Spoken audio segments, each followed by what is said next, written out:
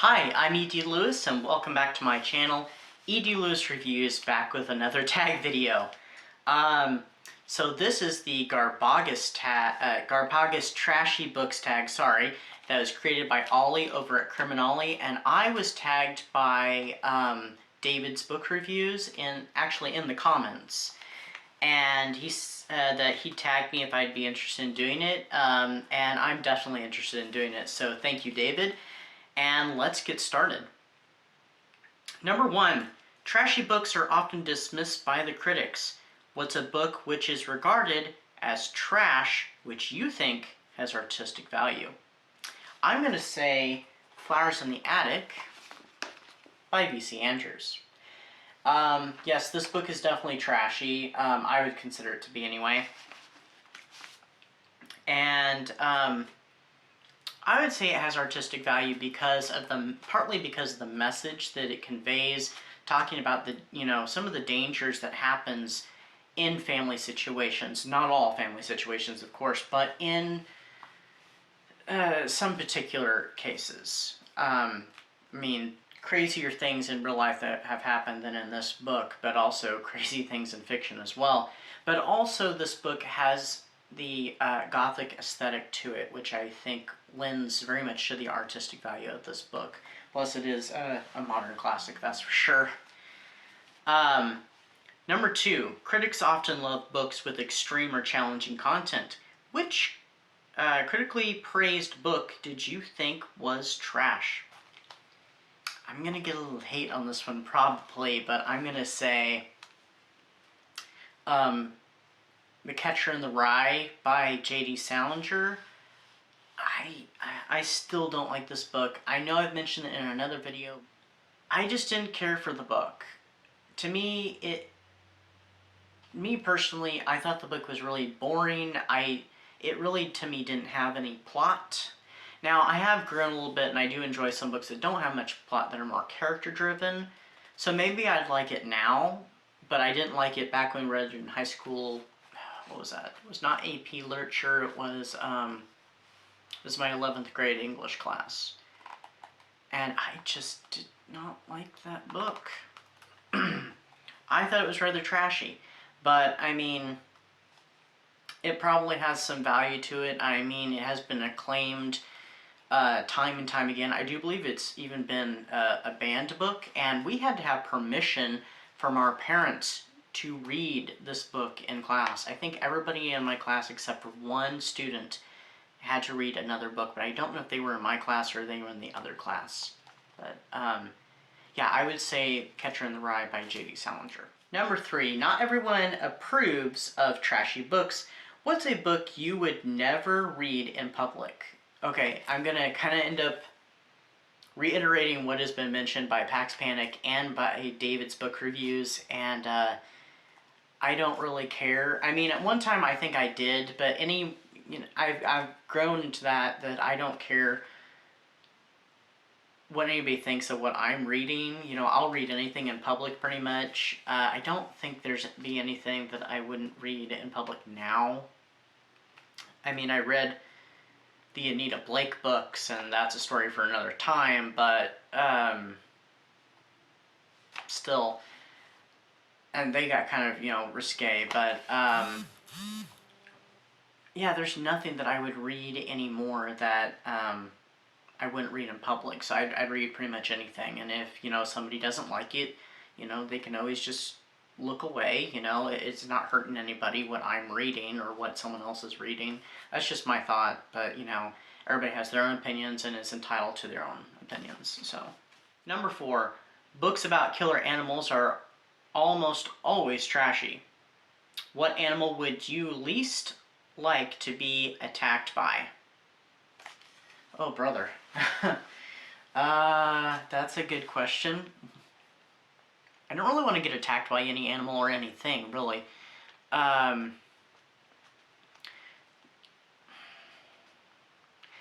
have a fear of snakes, so I would hate to be attacked by a giant snake. So I'm going to go with that because, I mean, they can wrap around your bodies, and I cannot stand how they eat. I cannot stand to watch them eat. I'm sorry, it's just a thing with me. No offense to anybody who has a snake for, you know, an animal companion, but just not for me. I'm sorry, and I've always kind of had a terror, you know, I've always had a fear of snakes, and I mean, I like them symbolically. They have a lot of great symbolism, but snakes absolutely terrify me. So I'm gonna go with a snake, especially a big, like a big snake, you know, like an anaconda, or like that movie Anaconda, or that movie Python, you know. Anyway, 5. Trashy books often flourish in specific genres. What's a favorite trashy subgenre? I'm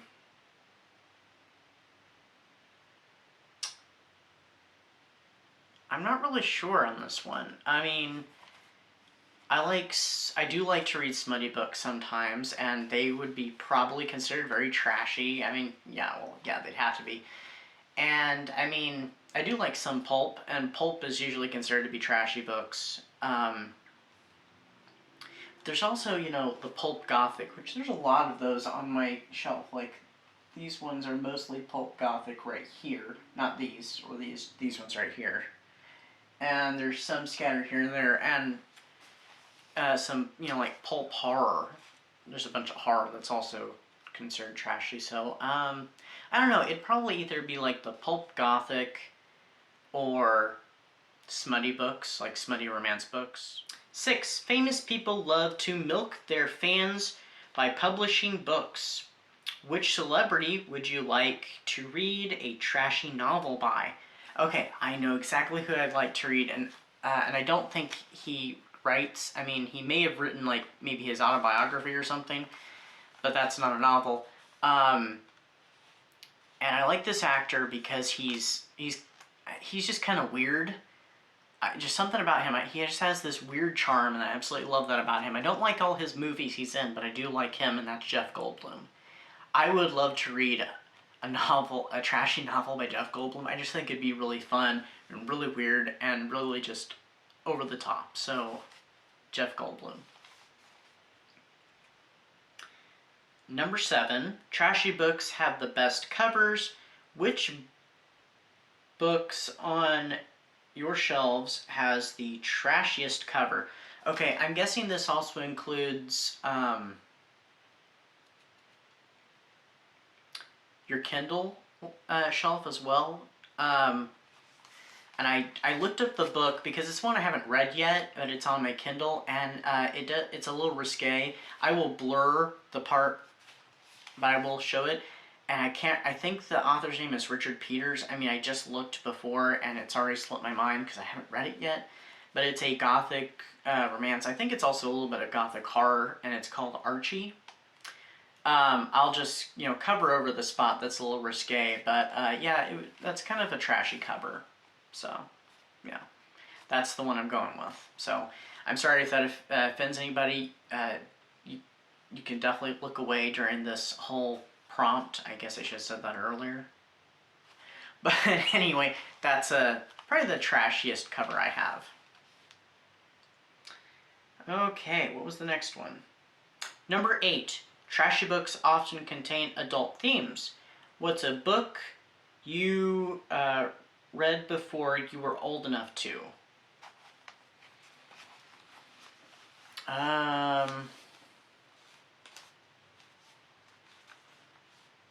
I guess we're gonna come back to the Anita Blake thing. I wasn't really planning on that.